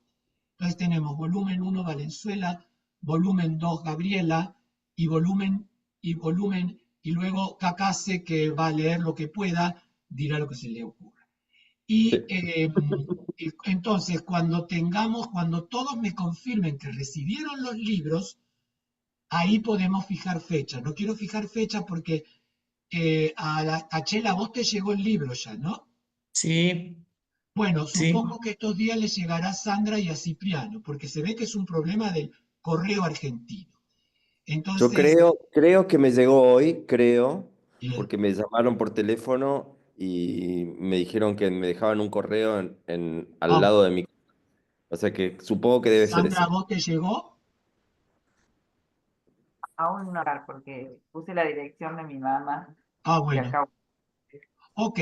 Entonces, yo mandé Cacase, mandé Gabriela, mandé Valenzuela y mandé dos al Celsit, a Carlos Gianni, porque Perfecto. ahí ellos tienen tantos talleres y todo, qué sé yo. Y bueno, como no tengo mucha relación con Carlos Gianni, pero como él digitalizó la antología y todo eso, le dije si le interesaba, me dijo que sí, y se los mandé. Entonces, por lo menos van a estar en la biblioteca del CELSI. Buenísimo. Entonces, bueno, una vez que todos lo reciban, les fijamos un mes y medio para que puedan hacer sus lecturas y luego y tomar sus notas y luego fijamos entre todos, ellos y nosotros, una fecha para la presentación. ¿A Juan Carlos no le vas a mandar? No. Lo que pasa, sabes que han aumentado mucho los precios. Mandar Mm, los dos tomos me sale casi $60. mm, Vale más el envío que el libro. Entonces, si son libros grandes, son pesados, el envío es muy caro. Entonces, no, en tal caso lo pueden leer online, los libros están online. claro. O sea, ustedes sí porque son los autores, y luego estos son los invitados, pero de alguna manera es como los compensamos con Está el perfecto. libro impreso. Pero los demás que lo lean, que lo compren o que lo lean online. Sí, mis compañeros los están leyendo online. Ah, Dicen que no entienden mucho, pero los leen. bueno, eso es importante, que no Hablando entiendan, de... que no entiendan, es muy importante. Lacan decía no entender, por favor, no comprender, no comprender, no comprender. Cuando uno comprende, cagó, porque está agarrado al sentido. Entonces, esto que quede en el nivel del enigma los obliga a interpretar. Y ya lo que interpreten será otra cosa diferente a la que nosotros dijimos. Y esa es la riqueza del texto. La gente lo vive como angustia, no como placer. Texto de goce, por ahí no entiendo. Pero bueno, ahí está. Este, así que bueno, yo ahora sí ya me voy a poner a la transcripción, voy a empezar con la transcripción de esta charla para que no se me atrasen, porque ya terminé el artículo sobre el tocar y, y la verdad que aprendí muchísimo y, y- y bueno, cuando salga ustedes me dirán porque le hice también un formato un poco, no novedoso, pero un formato no académico al ensayo de Derrida. Entonces, veremos qué pasa. No sé, algún otro comentario sobre la serie. Ay, me dijeron que no, ustedes no tienen acceso en Netflix a una película que sí acá está en Netflix con Penélope Cruz, Ah, con, no. ¿cómo se llama? Con Carl Antonio Martínez. Banderas y con Oscar Martínez, y que No. se llama Competencia Oficial. Pero si la llegan a subir, cuando la suban, traten de verla, porque creo que es algo interesantísimo para que hablemos nosotros, pero sobre todo para que no es una buena película, a mi entender, no es mala tampoco, pero no es una película, no tiene la calidad de adolescencia. Pero es el tema de la actuación, el tema del actor. Y es increíble. Entonces, la Increíble. Milena es una directora que está tratando de montar una obra, qué sé yo, y tiene estos dos actores. Entonces, da para mucho y da para pasarlo en una clase de actuación y ver qué dicen los pibes, ¿no? Cuando ven eso. Todos los La pude discursos, ver, la, ¿la, la, la la pude, viste? sí, la vi ilegalmente, pero la vi. Ok, Eh, es muy divertida. es Es muy divertido. divertida y es tremenda porque me siento identificado en todo. O sea, en el bien y en el mal. Es horrible, horrible, Vamos a buscarla. La voy a descargar ahí de algún site de esos horrible. Es piratas. horrible decir, no podemos ser tan estereotipados, tan Yo estereotipados. no pude identificarme con ninguno de los dos discursos, ni con el de Antonio Yo con Banderas, los dos. El ni problema con es que el me de, identifiqué con ni los con el dos, de por Oscar momentos con los Martínez. dos, digamos. Me parecieron discursos ya superados. Sí, sí, Ahora, el que pero sale ganando es el, el Banderas, el discurso de Sí, sí. Banderas. De todas formas, hay gestos que son graciosos, como por ejemplo uno que se estira antes de actuar. Vos decís, Ah, Mm. sí, "Este- sí. Tiene estas todos cosas los que uno, clichés habidos y todos por los haber. clichés actorales, el otro que dice, no, es que tengo que pensar. Todo, todos son clichés, Y clichés, quién es clichés. mejor, quién es peor, y cómo llego al personaje. Es realmente, y la Es Penélope muy Cruz, que divertida. siempre está tan hermosa, esta mujer, yo no sé, esta mujer no Sí, le pasan los años. sí, está Este, hermoso. ella como directora también, aparte el espacio en el que hicieron la película, esos espacios vacíos, abiertos, Los directores son directores interesantes, muy, muy criticados también desde el espacio de la cultura, porque son bastante liberales. Duprat y no me y acuerdo el otro. tenés el link ilegal para que lo vean los otros chicos. No, tengo una aplicación que mi hermano es un Hacker. sujeto, un Es un hacker, hacker famoso. tal cual, y me instaló en el televisor algo que yo puedo ver cualquier cosa en el mundo, No. pero Sí. Ah, puedo verlo solo en mi televisor. Entonces, no es que tengo la compu. ¿Cuál Lo es que ese? quiera ¿El puedo ver. EPPI? ¿EPPI? Se llama Magis, es una aplicación que se llama Magis y que está en Ajá, el televisor, no está en la computadora, no existe para la ajá. computadora, es para el Yo tengo uno televisor también así.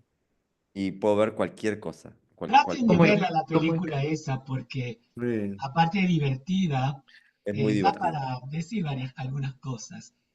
Sí, Este, lo que quiero completar eso es que son dos directores que son los que hicieron el Mm. artista y el hombre del lado, que son dos películas argentinas que fueron muy importantes, pero también muy criticadas por alguna mirada de la cultura, porque son en general como visiones más neoliberales, si se quiere. el hombre de Eh, al lado es la que está con Oscar Spiegelberg, Martínez. con no, Spiegelberg, sí, Spiegelberg, exactamente, que ya, está en la casa que de tiene Corbusier. la casa de combustible. Esa la vi, sí. No me acuerdo nada, Exactamente. pero la vi. Y son también los que hicieron la serie, creo que es la serie de que está Francella, que es la serie de, la serie, ¿cómo se llama? La del portero, no sé cómo se llama. Bueno, han hecho series. Son discutidos dentro de Ya, cierta situación cultural, digamos, pero es interesantísimo al mismo tiempo lo que plantean. bueno, Gustavo, antes de, quería, que ahorita me acordé de algo que quería comentar con todos ustedes, ¿no? Saben que cuando yo vi la técnica aquella de la serie Adolescencia, sí, esa de la cámara que sigue al actor y te cansa y te marea, ¿ustedes se acuerdan de aquel filme de González Iñárritu, Berman?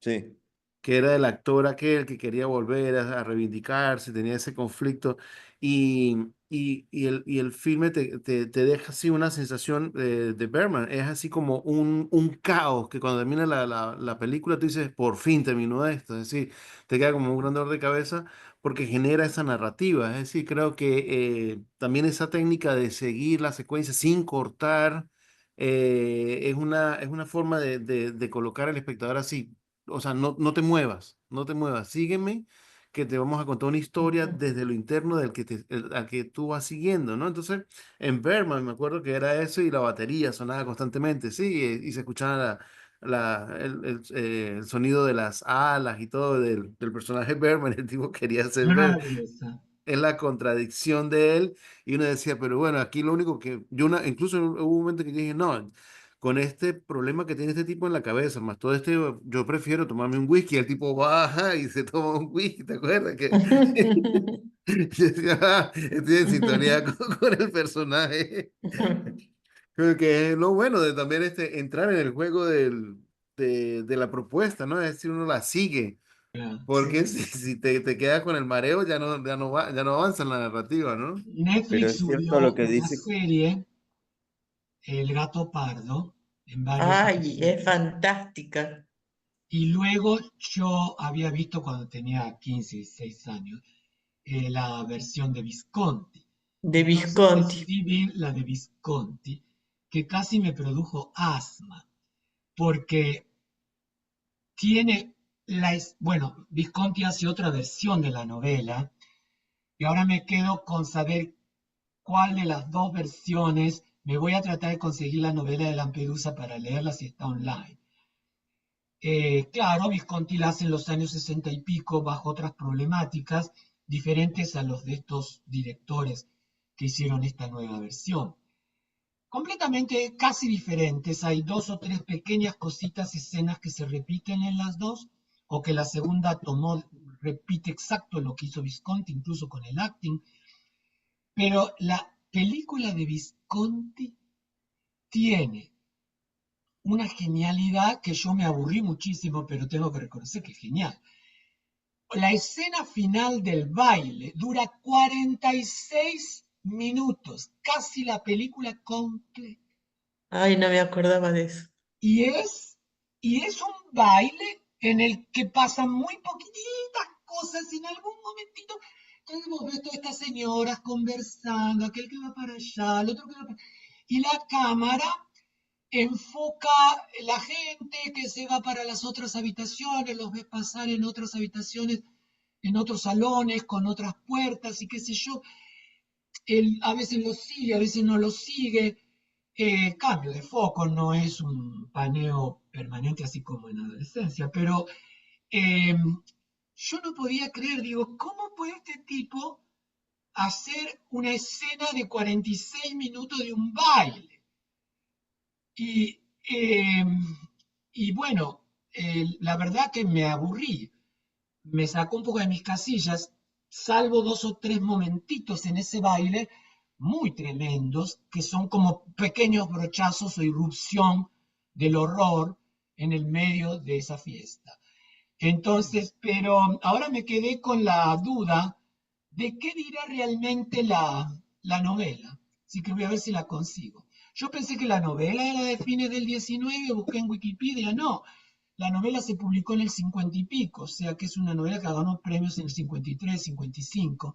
Sí. Pensé que era algo más. Este, entonces me voy a ver si me consigo más ahora la novela para poder leerla. Este, Ay, yo la tengo en la biblioteca de mi tío, de donde proviene toda mi biblioteca de letras. ¿no? Bueno, vas a tener que ir a robar. Entonces, Bellísimo. Pero lo que le hallo a esta última versión es que tiene una cierta aproximación hacia el feminismo, cosas que la otra, no, por ejemplo, en la serie la relación casi incestuosa del gato pardo con su hija Concheta no existe en la película de Visconti. No existe, no existe. no, Ni se la no, no, casi ni se la nombra a la hija. El no. personaje que en la película de Visconti hace de Lon, el de sobrino, no tiene nada que ver con el que está en la serie. Este, el personaje que hace Claudia Cardinale, de la que se casa con Delon, muy diferente también a la mina que hace de... No, por eso te digo, pero la serie como que tiene muchos años. Visconti no te da ninguna referencia, casi hasta muy avanzada la película, y de refilón de la problemática del Risorgimento italiano, con lo Garibaldi y todo lo que pasó ahí. En la serie sí te lo pone desde el principio el contexto. Sí. Entonces, y luego tampoco ves la muerte del gato pardo, él sale de la fiesta, sí se mete por una calle oscura y desaparece, pero falta, no ves la muerte del hijo, no ves lo que pasa con el personaje del sobrino, no ves nada. Entonces, es una interpretación diferente de Visconti del texto. Yo me acuerdo que entre los grupos de discusión de ese momento en los 70, en el Buen Gusto, ¿te acordás? ¿Ya? Los cineastas hacían mucho hincapié entre el paso de la época feudal a- hacia, hacia el otro momento histórico ¿Ya? que se Claro. preveía más republicano, En pero al mismo Visconti es tiempo la en lucha de la clases. conservación de los mismos elementos de aristócrata dentro del momento histórico del liberalismo. ¿No? En Visconti el tema es el ascenso de la burguesía, el ascenso de clase, Sí. solamente este cambio de clase. En la serie, el tema, Mm. el eje es la corrupción. a mi entender. Sí, El eje acá sigue siendo. bien, porque es hecha ahora, es Ujú. lógico que sea otra lectura. Entonces, bueno, chicos, vamos a dejar aquí. Nos vemos entonces, no sé, yo no tengo calendario aquí. Ahí te digo. A ver, lo pongo la cosa. Calendario. Acá está. Abril. Hoy es 27. Sería 27. para el 10. Sería para el 10 de abril. Bueno, Ok. Si tienen alguna cosa para compartir, para que podamos ir manejando yo les voy a ver si les mando los 58 incisos sobre el cuerpo de Nancy, muy Eso me poéticos, interesa. son muy lindos para leer. Eso Muchas me de yo estas les interesa. cosas puedo, ya las hemos hablado, ¿eh? una cosita, yo tengo le puedo pedir a Emilio García, Webby, le puedo pedir permiso para, no sé si para compartirles porque es muy celoso del material, pero yo tengo la fotografía de toda la obra. Em, entonces, ¿De por cuál? ahí, de 58 indicios sobre el cuerpo. Ah, Tengo ¡Ay, qué hermoso! yo no sabía que tengo había las eso. fotografías de toda la obra, de la Uh, performance que hizo Emilio. La tengo acá en mi computadora. Yo le puedo mandar a Emilio y decirle, che, ¿me permitís compartir esto? No porque él es muy Mm, celoso del material, en pero una sí por clase. ahí, pero sí por ahí lo puedo compartir en pantalla. bueno, Entonces, estaría bueno cotejar el texto y las fotos. ¡Qué claro, entonces bueno! le mando un mensaje a Emilio y me imagino que no va a tener problema, Bueno, pero le pregunto. bueno, si ¿Mm? tiene problema lo Muy entendemos. bien.